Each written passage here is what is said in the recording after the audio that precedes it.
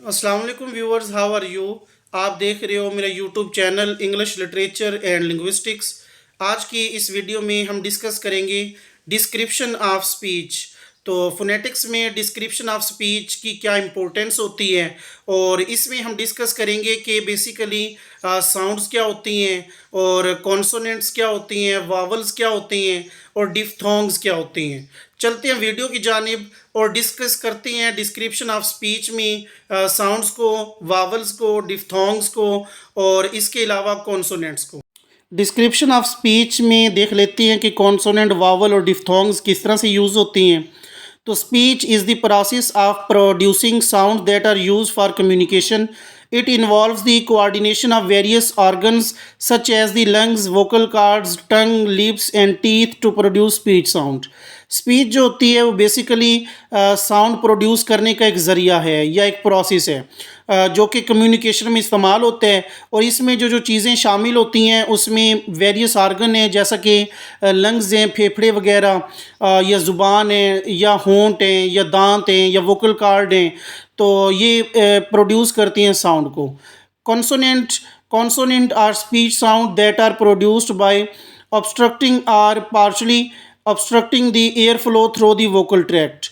Consonant can be classified based on where in the vocal tract the obstruction occurs, such as bilabial using both lips, alveolar use the tongue against the alveolar ridge, and velar using the tongue against the vellum. सबसे पहले consonant है। Consonant ऐसी speech sound होती हैं जो कि air flow को refer करती हैं वोकल ट्रैक्ट में।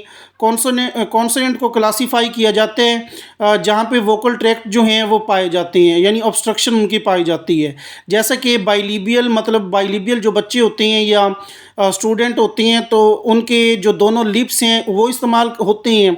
और एल्व्यूलर में जो टंग का इस्तेमाल है अल्व्यूलर रिज के ख़िलाफ़, इसी तरह वेलर में जो टंग का इस्तेमाल है वेलम के ख़िलाफ़। बेसिकली कॉन्सोनेंट में हम यही चीज़ डिस्कस करते हैं।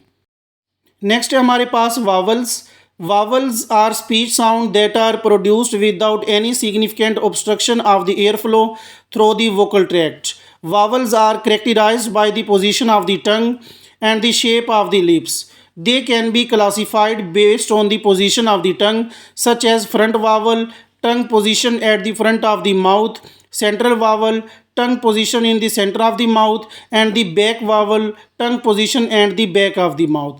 तो वावल ऐसे स्पीच साउंड होती हैं जो एक अहम ऑब्स्ट्रक्शन रखती हैं एयर फ्लो में वोकल ट्रैक्ट के ज़रिए। और वावल जो हैं इनको करेक्टराइज़ किया जाता है उनकी टंग की पोजीशन के हवाले से या जो लिप्स की शक्ल होती है उस हवाले से। तो इनको क्लासीफाई किया जाते हैं जो बेस्ड होती है पोजीशन ऑफ टंग पे। जैसा कि जो फ्रंट वावल्स हैं वो टंग पोजीशन जो होती है वो माउथ के at the front of mouth होती है। और इसी तरह जो सेंट्रल वावल होती हैं उसमें जो टंग की पोजीशन होती है सेंटर ऑफ द माउथ होती है। और जो बैक वावल्स होती हैं उसमें जो टंग पोजीशन होती है वो बैक ऑफ द माउथ होती है। तो इसी तरह डिफ्थोंग्स हैं। Diphthongs are speech sound that involve a combination of two vowel sounds produced within a single syllable. In a diphthong, the tongue and lips move from one vowel position to another during the producing of the sound. Example of diphthong includes, अब यहाँ पे एक example दी हुई है as in bite, और दूसरी जो example दी हुई है उसको हम फेस के हवाले से ज़ाहिर करते हैं। तो डिफ्थोंग ऐसे स्पीच साउंड होती हैं जो दो वावल साउंड के कम्बिनेशन से के मिलने से या उनको पैदा करने से वजूद में आती हैं, लेकिन इसमें जो सेलेबल होता है वो सिंगल ही रहते हैं। और डिफ्थोंग में जो टंग और लिप्स होती हैं वो एक पावल की पोजीशन से दूसरे पावल की पोजीशन की प्रोडक्शन की जानिब या साउंड की जानिब जाती हैं। तो एग्जाम्पल में उसने दो यहाँ पे हमें डिफ्थोंग दिए हैं, एक तो बाइट उसकी एग्जाम्पल बनेगी और दूसरा फेस बनेगी।